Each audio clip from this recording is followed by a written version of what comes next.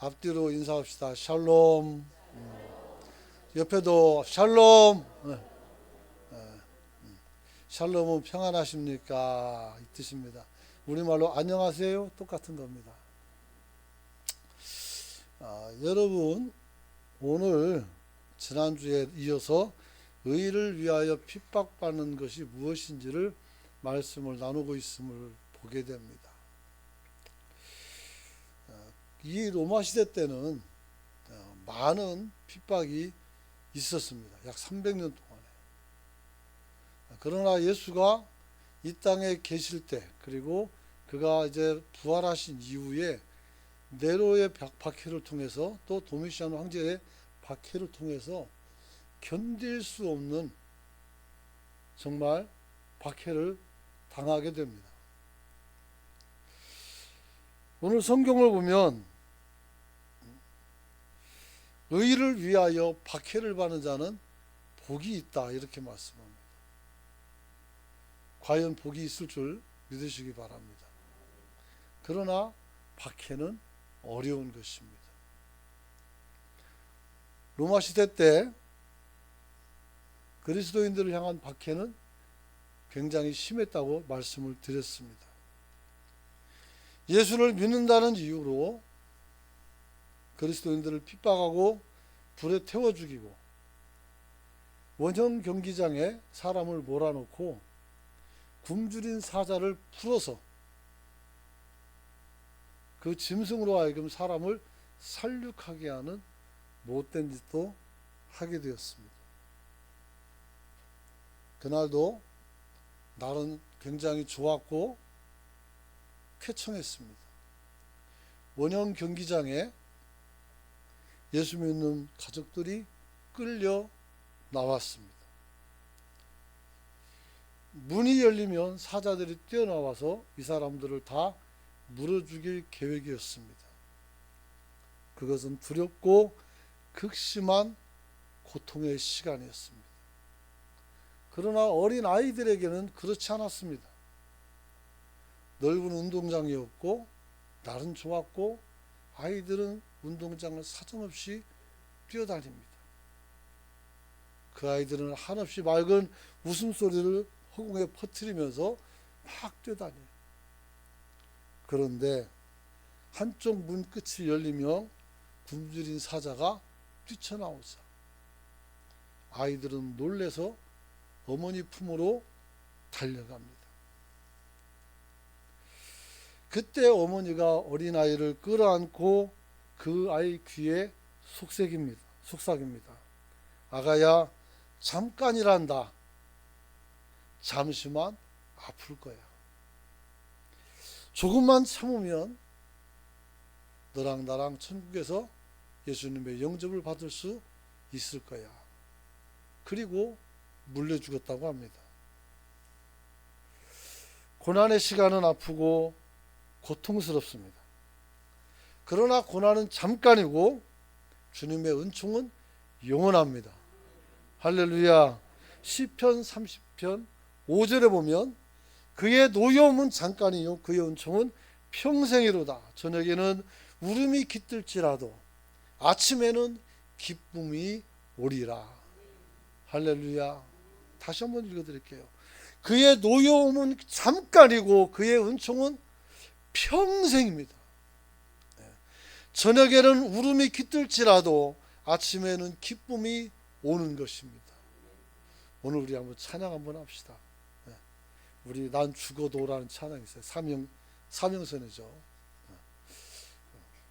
도움을 받습니다, 제가. 한번 찬양합시다.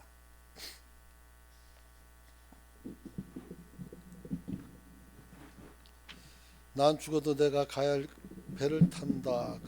그래서 사명선이라는 겁니다. 우리 인생을 빗대서 만든 거죠. 난 죽어도 내가 가야 할 배를 탄다. 두려움 내 앞에 서서 해낼 수 없다 하지만 나의 사명 흔들림 없다. 나 실패한다 해도 주 음성 듣고 간다. 이길 수 없는 저 바다 나를 기다린다 해도 나의 노를 저으니 힘써 나의 바다를 저어나가리. 나의 힘을 여기다 모든 소들이 비록 지쳐 돌아갈 수 없다 해도 결코 나는 이 노래를 놓지 않으리. 깊은 바다 두려워 안고 나가리. 거친 바다 싸워서 뚫고 나가리. 나의 향해 여기서 끝난다 해도 결코 나는 방향을 들지 않으리.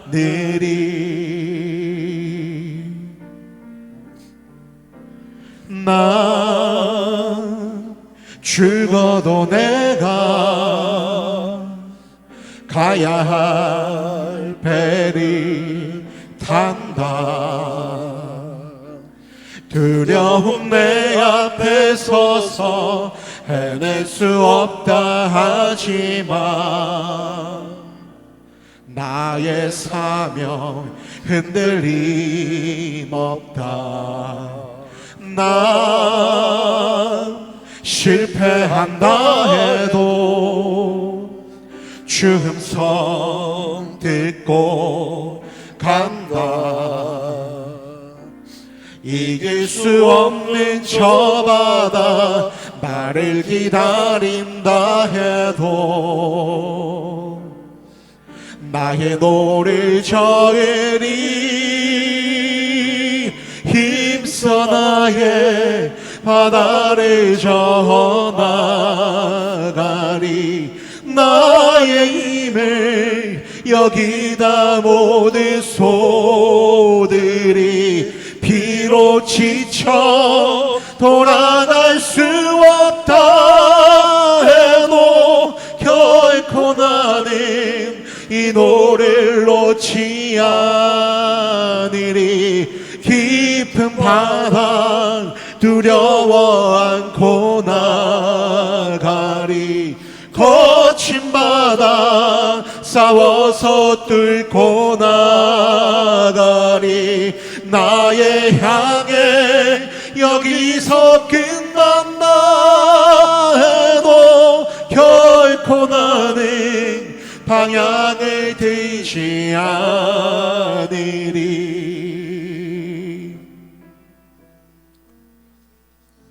할렐루야. 고난의 시간은 아프고 고통스럽지만 잠깐이고 은총은 영원하다습니다. 사람들이 이 은혜를 얻기 위해서 얼마나 많은 시간 동안에 자신을 들여서 하나님 앞에서 의로운 삶을 살기 위해서 수고하고 노력하는지 모릅니다. 오늘 저와 여러분에게 같은 은혜가 있기를 원합니다. 사랑하는 성도 여러분, 주께서는 이 땅에 오실 때 하늘에서 평화고 땅에는 영광이라, 하늘에는 영광이고 땅에는 평화라고 말씀했습니다. 그런데 이 땅에 평화로 오신 예수님께서 오늘 산상순을 통해서 우리에게 말씀하는 것은 너희가 박해를 받을 것이라는 겁니다. 박해를. 그래서 이 박해를 받는 자가 복이 있나니 그들이 천국의 것임이라. 천국이 그들의 것이라 했어요. 여러분. 그래서 지난주에 기독교 역사는 박해의 역사였다고 말씀을 드렸습니다. 자, 그렇다면 오늘은 이제 우리가 당할 박해는 어떤 것인가에 대해서 한번 살펴보기를 원합니다. 그것은 의를 위한 박해입니다. 우리가 옳게 살았다는 이유를 통해서 사람들이 여러분을 싫어하고 여러분의 것을 뺏을 수도 있다는 것을 알아야 합니다. 아니, 올바르게 정의롭게 도덕적이고 훌륭한 인격적이고 그런 삶을 사는데 왜 우리가 박해를 당한다고 말씀하는 것입니까? 중요한 것은 여기서 한마디가 더 붙여 의를 위한 것이라는 거예요. 의. 사람들의 도덕이나 사람들의 의식을 채워주는 것이 아니라 하나님의 공의를 채우는 그런 삶을 살기 때문입니다. 그래서 이 박해자들은 두 가지 특징이 있습니다. 하나는 자원적입니다. 내가 자원하여 이 박해를 받아들이는 것입니다. 할렐루야. 그런 거죠. 북한에 있는 크리스찬들이 예배를 드리다 걸리면 사형당해요. 하지만 이 박해가 있지만 자원하여 하나님께 나와 예배를 드리는 것입니다. 굉장히 어려운 겁니다. 그리고 이것은 선택적입니다. 내가 자원하지만 또 내가 잡혔을 경우에 자기가 하나님을 선택할 것인가 아니면 삶을 선택할 것인가를 결정할 때가 있습니다. 배도하면 나와요, 사실. 그러나 선택을 합니다. 그래서 죽음을 당하기도 합니다. 여러분,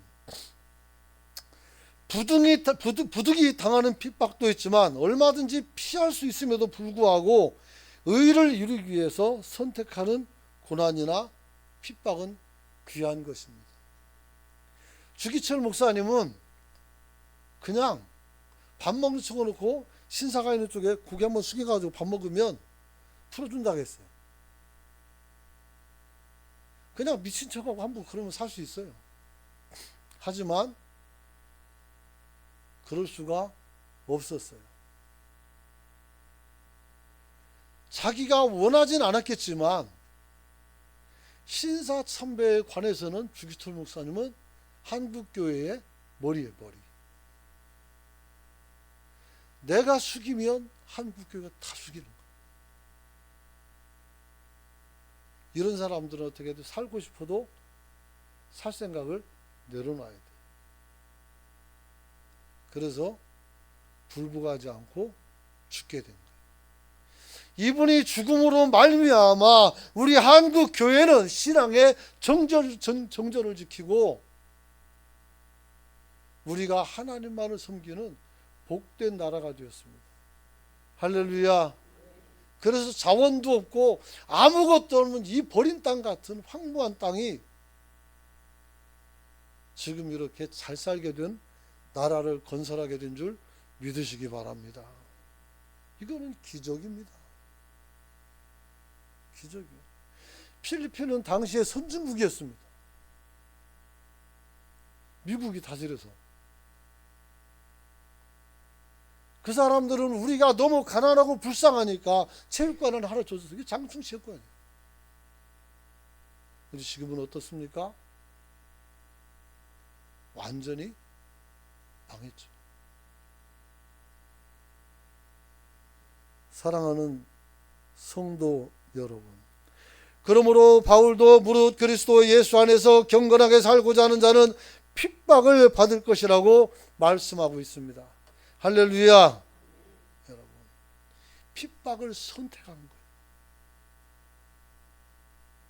경건하게 살기를 원한다면 핍박을 피할 수가 없어요. 교회 열심히 다니면 집에서 그래요. 적당히 믿어라, 적당히 막 이래요. 적당히 어디 세상에 적당히 없습니다. 어느 날은 그래요. 가족 간에 다 어디 놀러 가야 되니까 너 교회 안 가면 안 되겠냐. 마음이 약합니다. 52주 중에서 하루만 놀면 가족을 즐겁게 해줄 수 있습니다. 어떻게 할까요? 놀러 갈까요? 집에 아니면 교회 갈까요? 교회 가니까 뭐라고 말합니까? 인정머리 없는 놈이라고. 예수 믿는 것들은 독하다고 막 그런 얘기를 해요. 저는 뭐 편안하게 신앙생활한 줄 압니까? 저도 만만치 않게 어려움이 있었답니다. 여러분, 그래서 주님을 위하여 그 뜻대로 살려고 하는 자에게는 핍박이 따를 수밖에 없어요. 이게 바로 의를 위해서 받는 박해예요. 제가 아는 전도사님은 반여동 사는데 그 어머니가 교회 간다고 아버지도 아니고 어머니가 아들의 머리를 그냥 팍 그냥 바리깡으로 싹 밀어버렸어요. 스님을 만들었어요.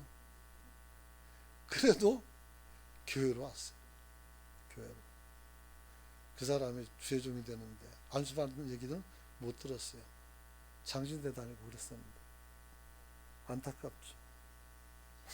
여러분, 왜 주님을 닮고자 하는데 우리에게 핍박이 오는 것일까요? 그것은 우리의 행위가 의롭고 세상이 악하기 때문인 줄로 믿으시기 바랍니다. 다른 인간적인 감정이 아니라 이것이야말로 정말 영적 싸움인 거예요.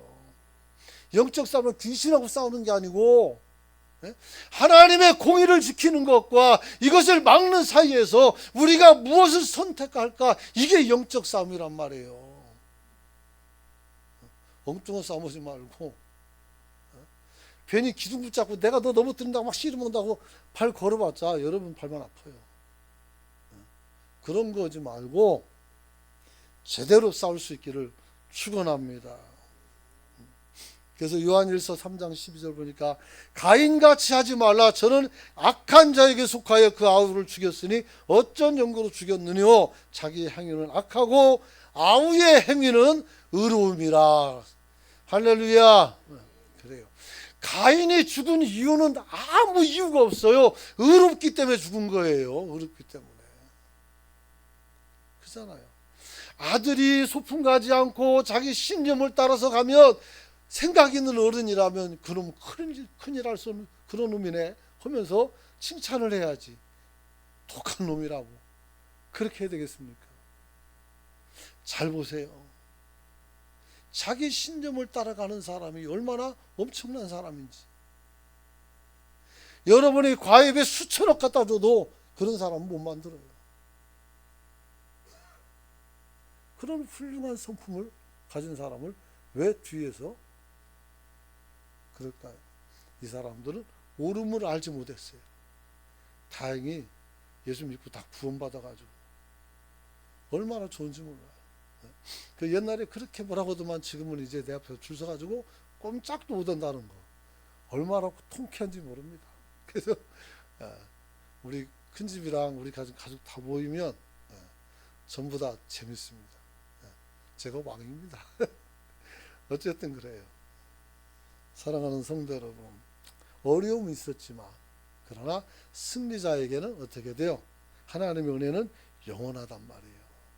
영원해요. 여러분, 가인이 동생 아벨을 죽인 이유는 딱 하나예요. 쟤는 의롭고 나는 악했기 때문에. 의로운 사람이 어떻게 사람을 죽입니까? 안 그러죠. 여러분, 동생 아벨은 의인이고 하나님이 그의 제사를 받았습니다. 그러나 가인의 것은 불의가 드러나서 받지 않았던 겁니다. 그래서 질투심이 생기고 원망이 생기고 보상심리가 생긴 거예요. 그래서 어떻게 돼? 동생을 죽인 거예요. 여러분, 사람 마음엔 참 희한한 마음이 하나 있습니다. 나만 죄인이면 불안하지만 너도 죄인이면 괜찮다라는 생각이 있어요. 신기하죠? 남의 감을 따먹었어요. 그러면 불안해요. 그런데 다른 사람이 와서 그 같이 따먹었어요. 그러면 그때부터 덜 불안해요. 왜 그럴까요? 정말 이상한 생각인 것 같아요. 우스운 얘기지만 사람들 거의 마음이 그래요.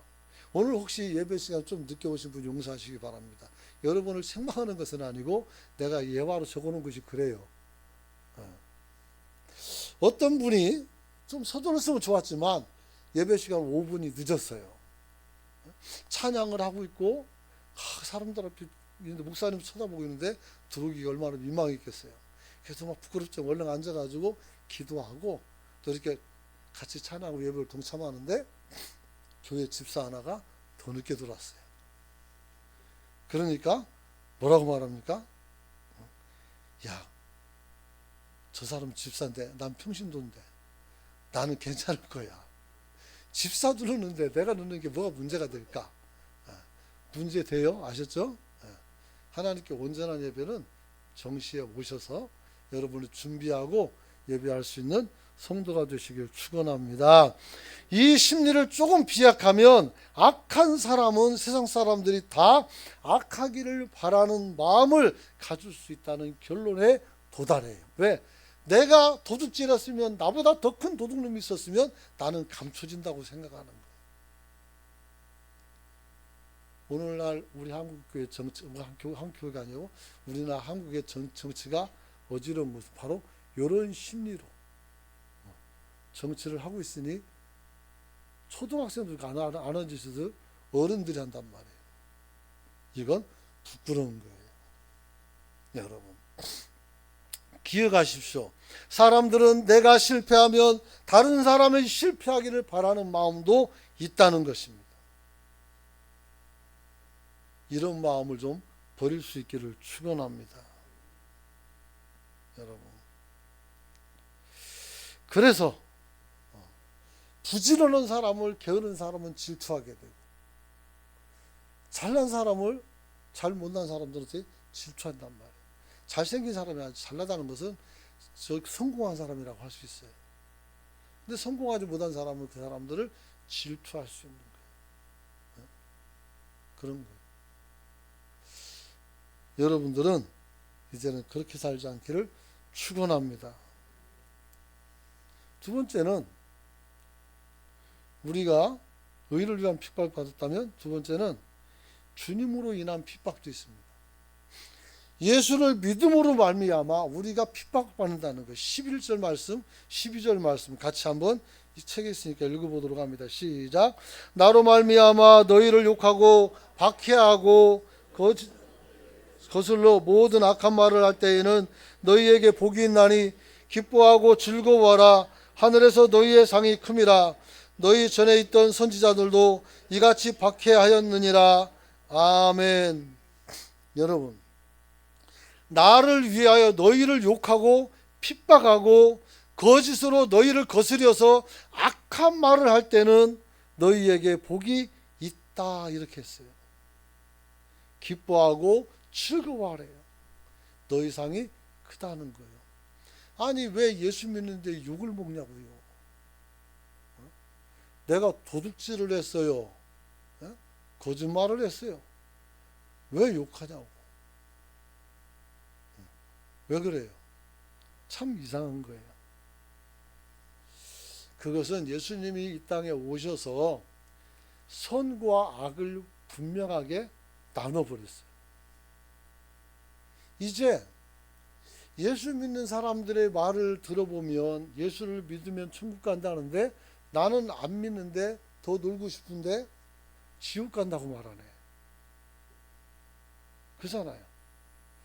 그 말을 안 믿으려고 하지만 그 마음속에 어떻게 돼요? 그 마음이 계속 있단 말이에요. 기분 나쁜 거예요. 차별금지법을 만드는 이유가 바로 그거예요. 왜 기독교 너희에게만 구원이 있다고 말하냐? 왜 너네 하나님만 신이라고 말하냐? 왜 다른 걸 인정하지 않는데? 그래요. 아니 그럼 하나님만이 신이니까 신이라고 말하고 예수님이 우리 구원했으니까 예수밖에 구원이 없다고 말하는데 뭐가 문제가 돼요? 그런데 안 믿는 사람들은 문제가 돼요. 안 편하다는 거죠. 니네 그런 말 하지 말라는 거예요. 그래서 지난번에 목사님 소개할 때 고 목사님 모든 신들의 이름으로 기도하는 목사들이 있단 말이에요. 미국에서 벌써 예전부터 그렇단 말이에요. 예수의 이름으로 기도하면 쫓겨나요. 참 희한한 세상을 우리가 살고 있어요. 여러분, 사람들은 예수님께서 자신들의 악을 밝히 드러내자 예수님을 미워하기 시작했습니다. 예수님이 오시기 전 그들은 위선과 거짓말과 부정직과 이기심과 탐욕과 다른 모든 악행을 저지르고도 편안하게 살 수가 있었어요. 근데 와가지고 갑자기 하는 말마다 가슴을 콕콕 찌르네요. 그러니까 안 편한 거예요. 여러분, 잘못됐으면 돌이켜야 됩니다. 잘못된 사람이 화를 내서는 안 돼요. 현장에서 가늠하다 잡힌 여인을 죽이려고 사람들은 돌멩이를 들고 모였어요. 제 논문에 들어있어요. 이게 예수의 비지시적 상담이라고 해서 이 여인은 죽어야 돼요. 근데 이 사람들의 관심은 여인이 아니라 예수에게 있어요. 이 여인을 율법에 따르면 죽어야 되는데 무슨 말을 할까? 현장에서 걸렸으니까 죽어야 돼요. 예수님은 대답하지 않습니다. 그 사람들이 막 뭐라고 해도 대답하지 않고 땅바닥에다 막 글을 썼어요. 제가 예수라면 나쁜 놈들 그렇게 쓰고 나요. 막 썼어요. 이 사람들이 막 떠들 때 예수님이 고개를 들고 일어나서 한 말씀 하십니다. 죄 없는 사람이 먼저 이 여자에게 돌을 던져봐라 하겠어요. 죄 없는 사람이 이 여인에게 돌을 던지라 하겠어요. 제가 가늠하는 여성이란 말이에요. 여러분이 죄가 없다면 나한테 돌을 던지면 되는 거예요. 근데 누가 보고 있어요? 하나님이 보고 있단 말이에요. 예수님이 보고 있어요. 예수님이 없었다면 눈 감고 돌 그냥 확 집어 던져버리고 어느 집으로 가면 돼요. 그러면 쟤는 정직한 애구나 이런 생각이 들 수 있어요. 근데 이 세례 요한보다 더 큰 예수님이 있으니 선지자잖아요. 그 사람들에게는. 우리에겐 주님이지만 이 못 던지는 거예요. 던질 수가 없어요. 그래서 양심의 찔림을 받아서 하나씩 돌을 내려놓고 집으로 갔어요. 할렐루야. 바로 이 사람들이 양심적인 사람이란 말이에요. 어떻게 옳은 길을 가는 사람에게 돌을 던지고 어떻게 그를 힐난할 수가 있습니까? 정말 큰일 날 사람들인 거예요. 사랑하는 성도 여러분, 오늘 주님께서 12절 말씀까지 나를 위해서 핍박받은 것에 대해서 말씀하신 후에 뭐라고 말씀합니까? 13절 보니까 너희는 세상의 소금이라는 말씀을 하는 거예요. 다음번에 설교 이거 할 거예요. 여러분, 너희는 세상의 빛이라고 말하고 있어요. 선하고 의롭고 복되게 살아갈 수 있기를 축원합니다. 하나님의 은혜를 가지고 의를 위해서 박해를 받고 예수 때문에 욕을 먹을지라도 우리가 가는 길이 빛이요, 우리가 가는 길이 소금이요, 우리가 가는 길에 그리스도의 진리가 나타나는 길이 될 줄 믿습니다. 여러분, 예수님이 세상에 오신 뒤에 악인들의 있는 모습이 그대로 드러납니다. 요한복음 1장에 보면 빛이 왔으나 어둠이 깨닫지 못했다고 했어요. 어둠이 뭐예요? 죄가 반응을 안 해요. 죄가 드러났으면 아 이거 부끄럽네, 이게 잘못됐네 이러면서 어떻게 돼? 반성을 해야 되는데 아무 양심의 가책도 없어. 이게 바로 빛이 왔으나 어둠이 알지 못하는. 빛이 왔으면 어둠은 물러가야 돼요. 그런데 모르는 거예요, 이걸. 아, 이거 참 어떻게 하면 되겠습니까? 빛은 보면은 어둠은 물러가요, 물리적으로. 그러나 우리 마음속에는 죄와 어둠은 잘 물러나지 않아요. 우리가 하나님의 빛된 말씀을 듣고 우리가 하나님의 의를 가지고 살아야 된다고 말하지만 아직도 악을 내려놓지 못하고 아직도 주님 앞에 죄를 내려놓지 못하고 싸우고 있는 인생도 있을 수가 있어요. 물론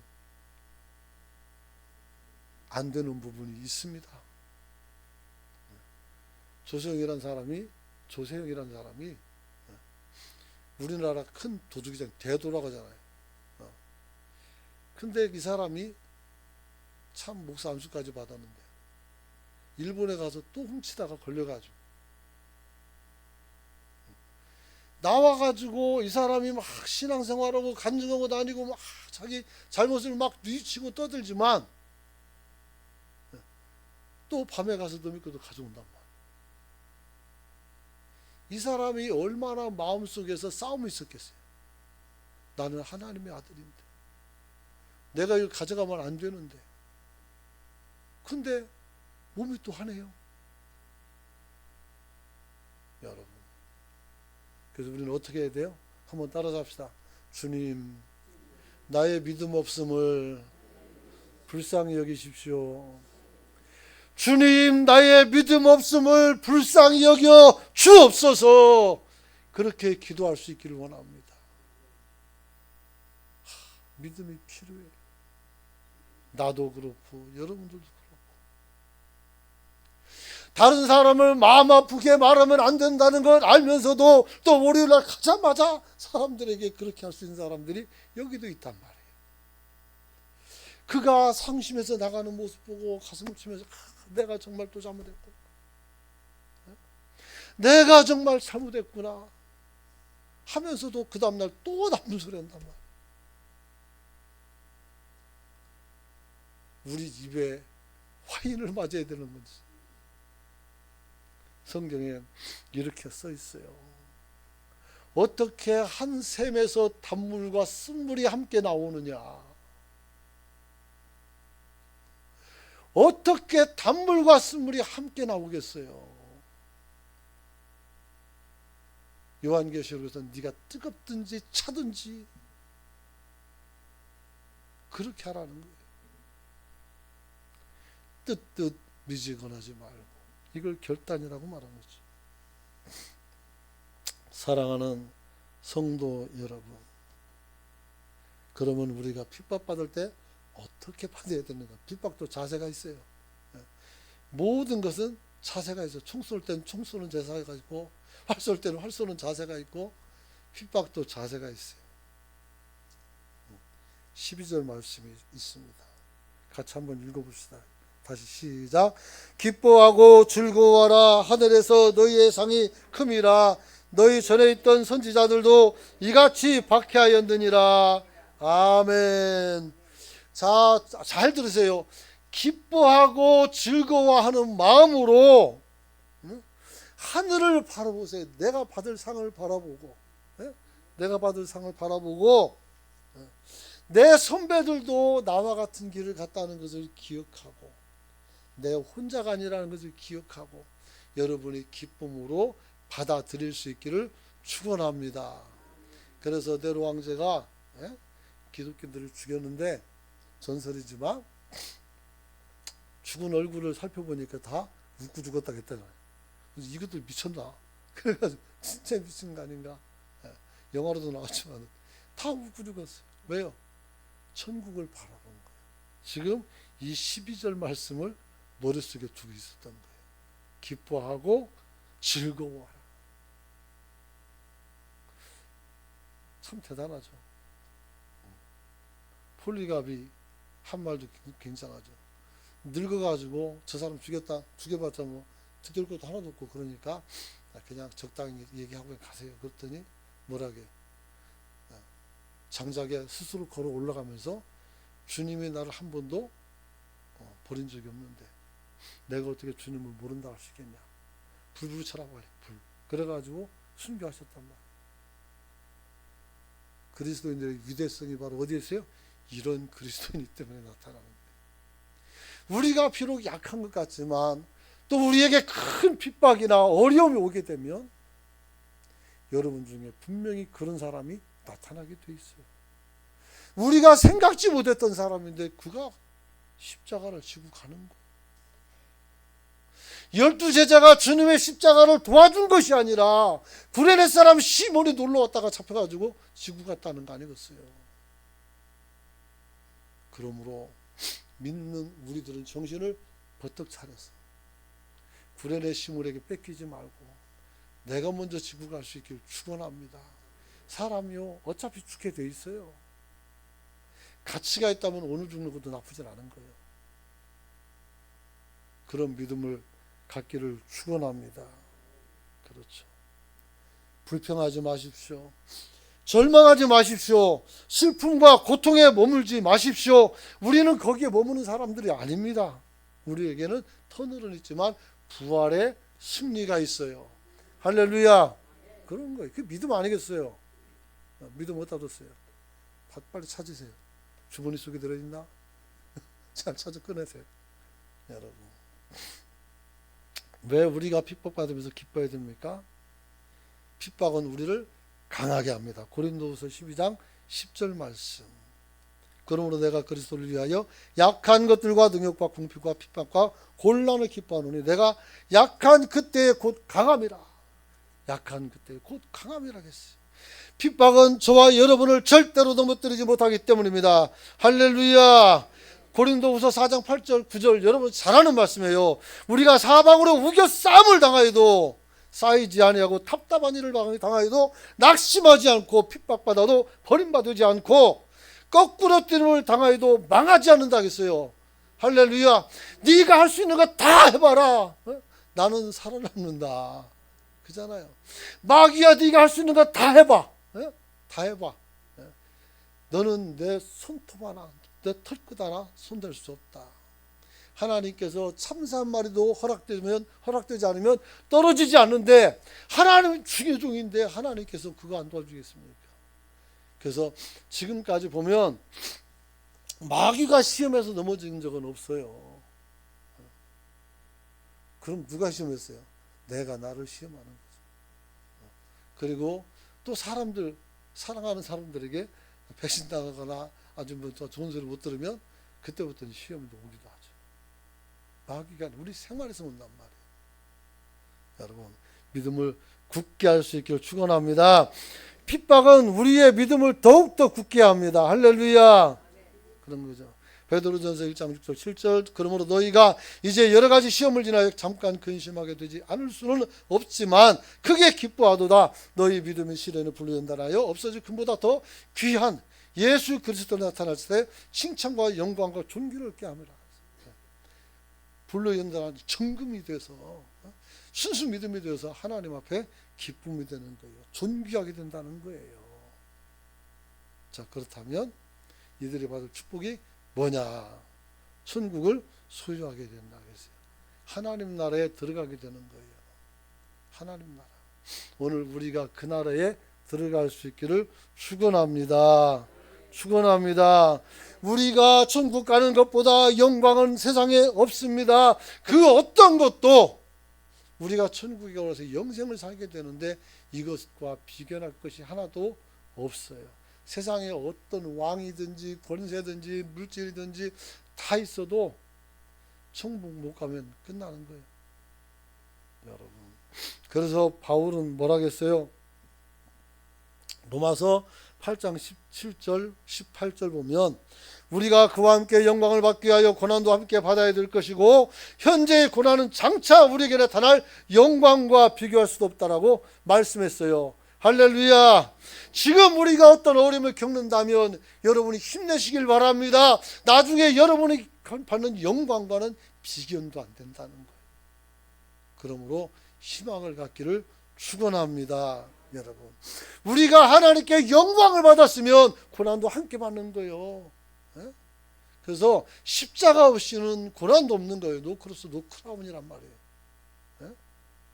그래서 십자가가 없으면 영광도 없어요. 그러므로 우리가 하나님 앞에서 핍박받고 때로는 사람들에게 원망을 들을 수 있지만 여러분 신경 쓰지 마세요. 한번 따라서 합시다. 자연적인 현상이다. 네, 아셨죠? 자연적인 현상이에요. 네? 결혼해서 둘이가 사랑하고 같이 부부 생활하면 애가 쑥 나오는 게 자연적인 현상이잖아요. 네? 굉장히 특별하긴 하지만 그렇죠. 밥을 먹으면 배가 부르는 게 자연적인 현상이잖아요. 똑같아요. 잘 믿으면 핍박받는 게 자연스러운 현상이다 그랬어요. 누가 제일 많이 할까요? 가족이 원수라는 말이 성경에 나와 있더라. 가족이 원수라.